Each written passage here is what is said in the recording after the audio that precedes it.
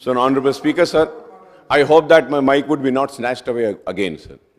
Sir, Honorable Leader of the House and Honorable Chief Minister Saab has said that MIM was with N.T. Rama Rao, MIM was with Chandrababu Naidu. Sir, that's what I'm saying, sir. Sir, we have been only for the sake of upliftment of the state. We have always played a role of constructive opposition, sir. And we will continue to play that, sir. और हम हमारे मसाइल के लिए जिद्दोजहद करें।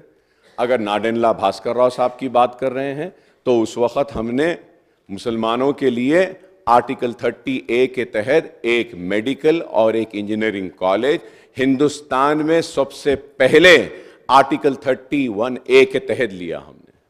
मैं ये clarify करना चाहता हूँ कि इस वजह से कि मुसलमान तालीम में पसमानदा थे और उसके बाद में रेवंत रेड्डी साहब ने कहा कि एक मुसलमान को हराने के लिए जुबली हिल्स गए, इससे पहले नहीं लड़े थे।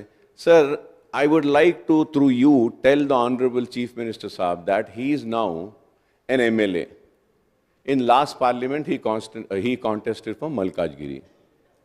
So if he doesn't contest this time, so if he again goes to Malkajgiri after next 5 years, तो shall I stand and say कि आप जब नहीं गए थे अब क्यों गए बोल के? ये कैसी बात है साहब ये? और सर एवरी देखिए साहब, सर जमहूरियत का कोई ठेकेदार नहीं है, जमहूरियत सबकी है और जमहूरियत में हमको इलेक्शन लड़ने का इख्तियार है।